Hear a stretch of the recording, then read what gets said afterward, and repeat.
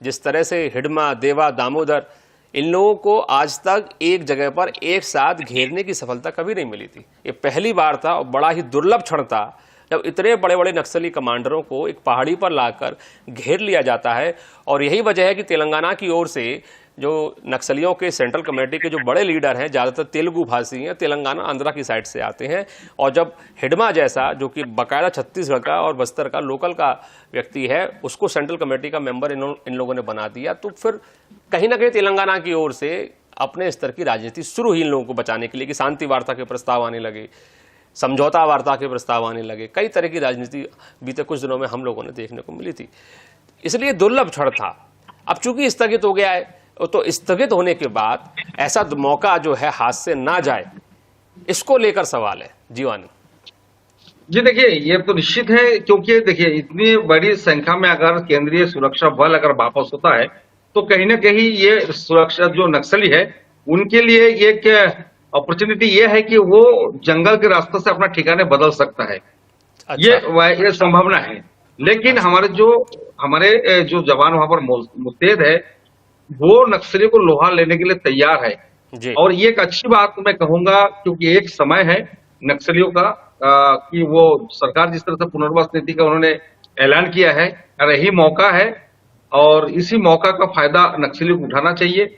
और जिस तरह से आप अल्प विराम कहा जाए नक्सलियों की जो संघर्ष चल रहा है, जिस प्रकार ऑपरेशन चल रहा है, ये सुरक्षा बलों के लिए एक अल्प विराम कहा जाए, क्योंकि नक्सली के वो तो ऑपरेशन चल ही रहा है। हमारे जो जवान है उतनी भारी संख्या में नहीं है, क्योंकि जी। देखिए कोई भी बड़ा ऑपरेशन करने जाते होंगे जो सुरक्षा बल, उसमें जो केंद्रीय जो बल है वो भारी संख्या में उनकी मदद के लिए पीछे रहता था। जी। लेकिन आप जो है ना, बैकअप पार्टी में भी वही जवान काम करेंगे और ऑपरेशन में भी वही जवान काम करेंगे।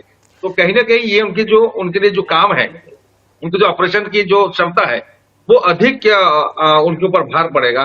तो जितने जीवानंद, ये दूर आप जो उनको तय बात कह करना रहे हैं था। बहुत बड़ी बात कह रहे हैं। और ये एक तरह से बिल्कुल सही कहा आपने कि नक्सलियों के लिए भी एक मौका है, क्योंकि लगातार नक्सलियों के जो अलग अलग जोनल के जो प्रभारी हैं, जो प्रवक्ताओं का काम करते हैं, रूपेश, अभय, तमाम तरह के जो नाम हैं, वो अमूमन जो अपना प्रेस नोट जारी करते थे उसमें वो कहते थे कि 1 महीने का युद्ध विराम, 1 महीने का युद्ध विराम, शांति वार्ता कर ली जाए, बातचीत कर ली जाए।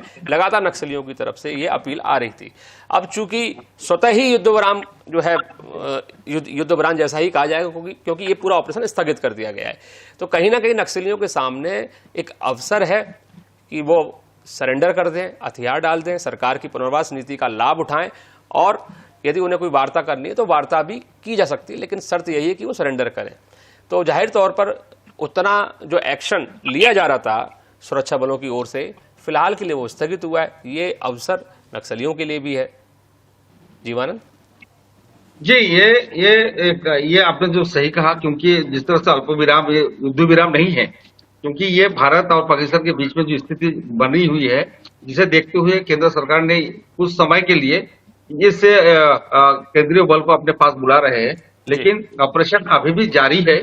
और वो जो क्रिकेटा पहाड़ी है, उस पहाड़ी में अभी भी हमारे जो लोकल फोर्स है, डीआरजी वो अपने डेरा जमाए हुए है, जी। ताकि उस पहाड़ी को दोबारा नक्सलियों से कब्जा न कर सके। जी। और ये कहा जाए एक सीज फायर जैसी स्थिति बनी हुई है, और इसका मौका नक्सलियों को उठाना चाहिए। जी। और इस मौके का फायदा उठाकर जो सरकार है उनसे बातचीत भी करनी चाहिए कि उनके लिए क्या क्या व्यवस्था करेगी, किस तरह से शांति वार्ता को आगे बढ़ाया जाए। ये नक्सलियों के लिए एक अच्छी अवसर कहा जाए।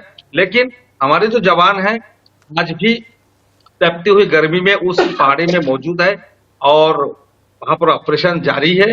लेकिन जिस तेज गति से ऑपरेशन होना चाहिए था वो नहीं हो पा रहा है। ये जी। बात सत्य है, क्योंकि हमारे जो केंद्रीय बल के जो जवान है वो वहां पर नहीं है। तो ये एक अच्छी मैं बात कहूंगा कि अभिषेक, जो अब जो मौका है, इस पर बड़े जो नक्सली कमांडर है उनको सोचना चाहिए। और इस जो भारत की जो जिस स्थिति बनी हुई है, और इस भारत की जो सीमा पर जो हमारे जवान इस समय दुश्मन देशों के साथ जो लड़ाई लड़ रहे हैं, उसे देखते हुए, आंतरिक सुरक्षा को ध्यान में रखते हुए और भारत की चिंता करते हुए उन्हें आत्मसमर्पण या शांति वार्ता के लिए आगे आना चाहिए। जी।